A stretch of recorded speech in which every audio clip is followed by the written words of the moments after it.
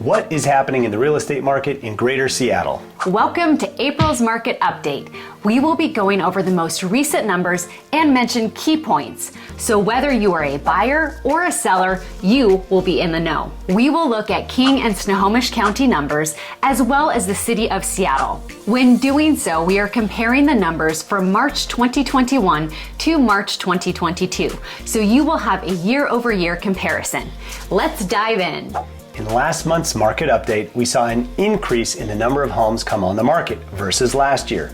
March continued this trend. In King County, we had an increase of 3.5% more homes, and in Snohomish County, we had an incredible 21% more homes hit the market year over year.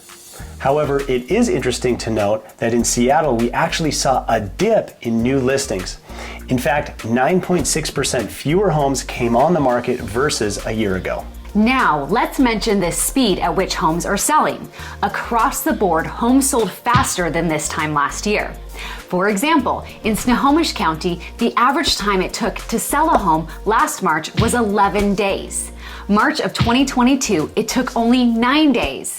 For King County, the average was 15 days last year and only 9 days this March. For Seattle, the average days on market was 19 last year, and guess how many this year? 9 days. That means the average number of days to sell a home dropped by more than 50% in Seattle. And this is the average.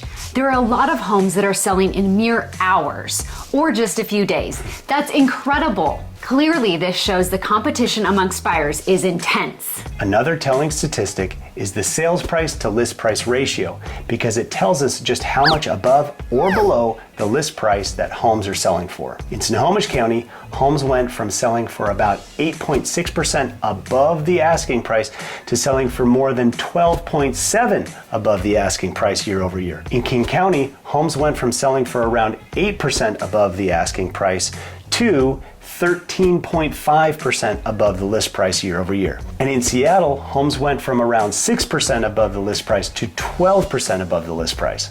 If you are joining us for the first time, my name is Sterling. And my name is Jess. We are real estate brokers with Sterling team at Berkshire Hathaway Home Services, serving the greater Seattle area. Each month, we provide real estate market updates for the Seattle area. If you want to stay informed, do yourself a favor, and us too, click that like button and consider subscribing so you don't miss any of this timely content. Now, let's talk about the median sales price for each area.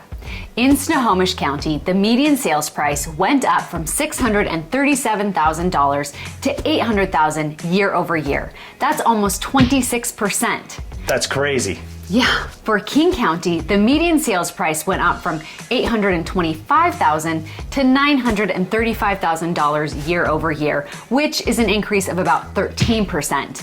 And in Seattle, the median sales price went up from $818,000 to $955,000 year over year, which is an increase of about 17%. Values increased well above $100,000 in all three areas over the past year. Now that we got the numbers out of the way, let's talk about why this is important to you as a buyer or a seller. Let's start with the buyers. Number one, work closely with your lender. You want to make sure you're keeping up to date regarding what you can afford. Rates are so much higher than they were just 1 year ago. In fact, exactly this time 1 year ago, you could secure a 30-year fixed rate mortgage at around 3.1%. At the time of this recording, rates are hovering around 4.7%. That's a jump of 1.6%. To put this in context, this means that on an $800,000 loan, you're paying about $733 more a month with the current 30-year fixed rate versus the rate you could have gotten 1 year ago. On top of the increase in rates, the median sales price has also drastically increased, making it extremely tough to be a buyer right now. Number two, consider all your options. If you are priced out of the market, but you still want to make a purchase, it may be worth considering other options. That might include a fixer-upper, a condo, or possibly purchase in a more affordable area, especially if you have the ability to work from home. Unfortunately, the current market conditions are just too much for some buyers to be able to compete. If you aren't sure if you should buy or wait, then you need to check out our next video where we help you answer this question. Number 3, this won't last forever. All markets shift, but don't expect that prices are going to drop anytime soon. Yes, there are many uncertainties, and there is the risk that we may go into a recession.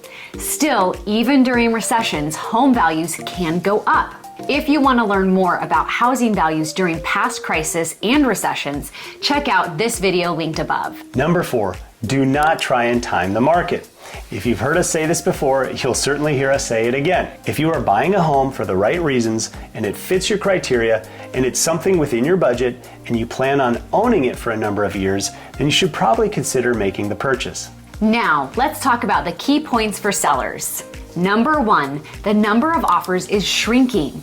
We need to mention that while the average home is selling well above the asking price and setting all-time records, we are starting to see fewer offers.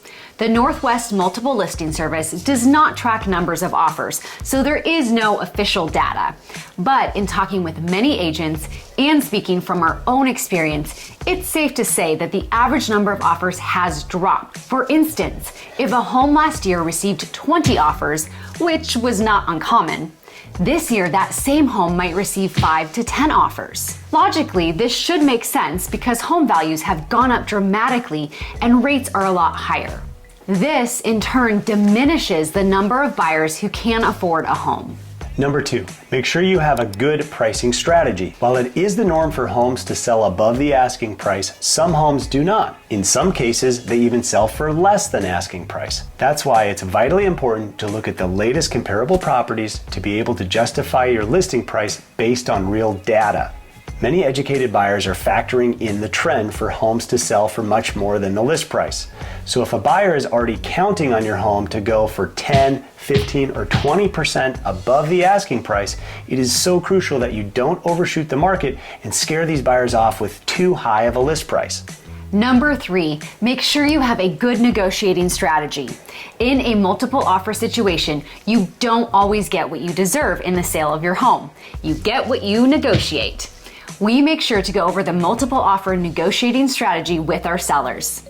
It is important that you are informed as to the methods that yield the best results. That's it for this market update. Each week we come out with new content. Hit that like and subscribe button if you want to stay in the know. Ciao.